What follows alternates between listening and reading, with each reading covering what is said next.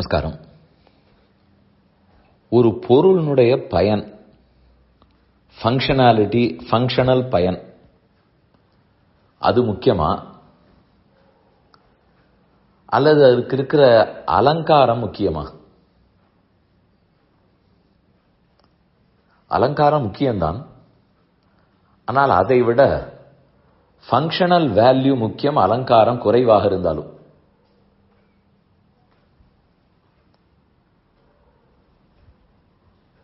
ஒரு எடுத்துக்காட்டு கூறுகிறேன். விளக்கு, தினப்படி பெருமாள் மேடையில் ஏற்றும் விளக்கு. அது தொங்கு விளக்காக இருக்கலாம் அல்லது மேடையில் வைக்கும் விளக்காகவும் இருக்கலாம். அது ஒரே அலங்காரத்தோடு இருக்குமானால் அழுக்கு அடையும், தேய்த்தாலும் அழுக்கு போகாது. அடுத்து, திரி போடுகிற இடம், நெய் விட வேண்டிய ஆழம், அந்த நெய் ஆழத்துக்கும் திரியினுடைய மூக்குக்கும் இருக்கும் தொடர்பு, இதனுடைய ஃபங்க்ஷனாலிட்டி முக்கியம்.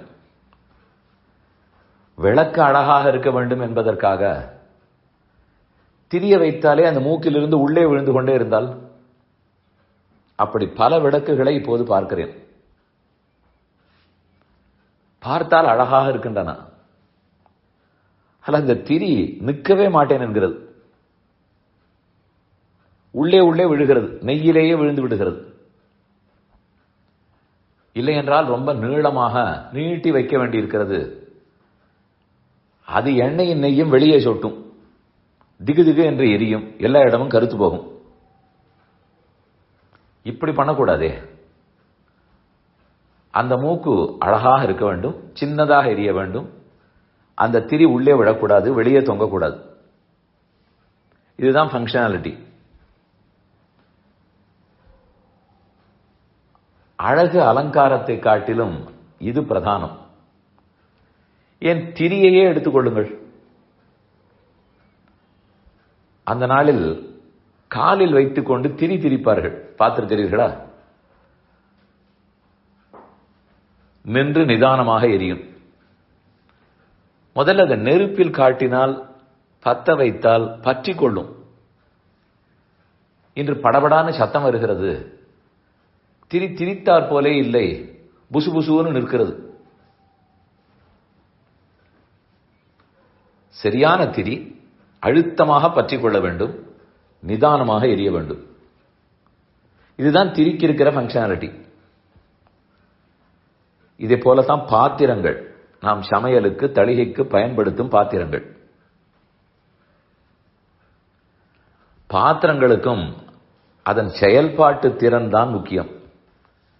பாத்திரம் அழகாக இருந்து என்ன செய்ய போகிறோம்? கைப்பிடி அழகாக இருக்கிறது, இருக்கட்டும்.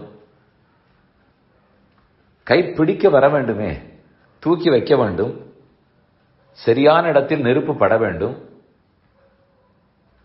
சீக்கிரம் தளிகையாக வேண்டும். இல்லை இல்லை, பாத்திரத்தில் வேலைப்பாடுகள் நன்றாக இருக்கின்றனால் நெருப்பு ஒரே பரவலாகவே படாது. அப்படி இருக்கக்கூடாது. பெருமானுடைய ஆராதனத்துக்கு அவர் பூஜைக்கு வைத்திருக்கும் பாத்திரங்கள் சின்னதாக இருந்தாலும் கச்சிதமாக இருக்க வேண்டும். பெருமாளை சாலக்கிராமமூர்த்தி எழுந்தருளப் பண்ணும் கோயில் ஆழ்வார், அந்த சின்ன பெட்டி, அதுல ஒரு சின்ன கதவு, எலி பூச்சிகள் போகாமல் இருக்க வேண்டும், துளி காற்று போக வேண்டும், அழுக்கடையாமல் தொடைத்தால் சட்டென்று போக வேண்டும். ஓஹோன்ற வேலைப்பாடுகள் தேவையில்லை, எளிமையாக இருந்தால் போதும். அதனால் இது நான் பகவானுடைய விஷயமாக சிலர் சொல்லி இருக்கிறேன். விளக்கோ திரியோ சமையல் பாத்திரமோ அவருடைய திரு ஆராதனத்துக்குரிய பாத்திரங்களோ எல்லாம் பக்தியை பொறுத்தவை. இதே போல எல்லாத்தையும் கொள்ளலாம். நாம் ஓட்டும் வண்டிகளோ உட்காரும் மேசை நாற்காலியோ எல்லாமே ஃபங்க்ஷனலி நன்றாக இருக்க வேண்டும்.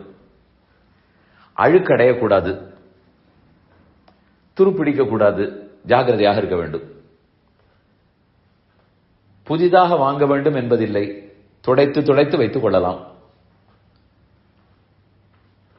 இதெல்லாம் எதற்கு சொன்னேன் என்றால், ஒரு மனிதன் அழகாக இருக்கிறாரா, உயரமாக இருக்கிறாரா, வெளுப்பா கருப்பா, அதெல்லாம் முக்கியம் இல்லை. அவரால் மக்களுக்கு பயன்பாடு உண்டா? அவர் எங்கு பிறந்தார், எப்படி வளர்ந்தார், என்ன படித்தார், என்ன வேலை பார்த்தார், அதெல்லாம் பயனில்லை. பக்தி உள்ளதா, தெளிந்த ஞானம் இருக்கிறதா, பிரத்தியாருக்கு துன்பம் வந்தால் துடைக்கிறாரா, எல்லாருக்கும் உதவுகிறாரா, தன்னை உயர்த்தி கொள்ளுகிறாரா, குணத்தால் சிறப்பானவரா, இந்த ஃபங்க்ஷனாலிட்டி தான் மனிதனுக்கு முக்கியம். எப்படியுமே பெருமானுடைய அருளால் தான் முக்தி அடைய போகிறோம். நம் முயற்சியால் மட்டும் அது ஆகாது. நான் ஓஹோன்னு படித்ததற்காகவோ பணக்காரனாக இருப்பதற்காகவோ அவர் கொடுக்க போவதில்லை. அவரோடு ஒப்பிட்டு பார்க்கும்போது எல்லாரும் அல்பம்.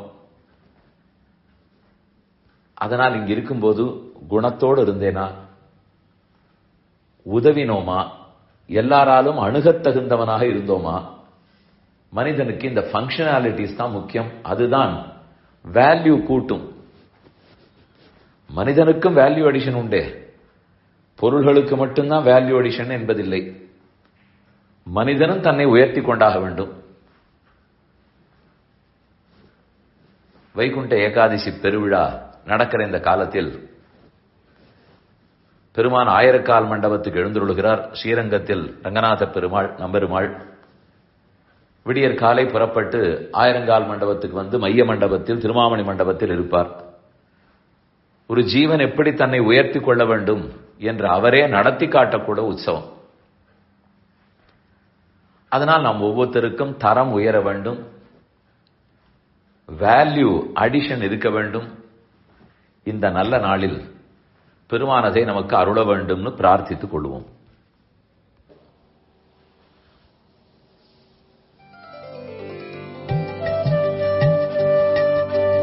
இந்த என் பணி ஆடியோவை உங்களுக்காக வழங்கியவர் வேலுக்குடி ஸ்ரீ கிருஷ்ணன் சுவாமி.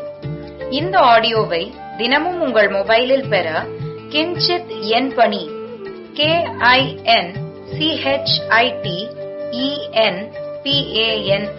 என்ற ஆப்பை கூகுள் பிளே ஸ்டோரிலோ அல்லது ஆப்பிள் ஐ ஸ்டோரிலோ டவுன்லோட் செய்து கொள்ளவும். தினம்தோறும் இது போன்ற உபன்யாசங்களை கேட்டு மகிழவும்.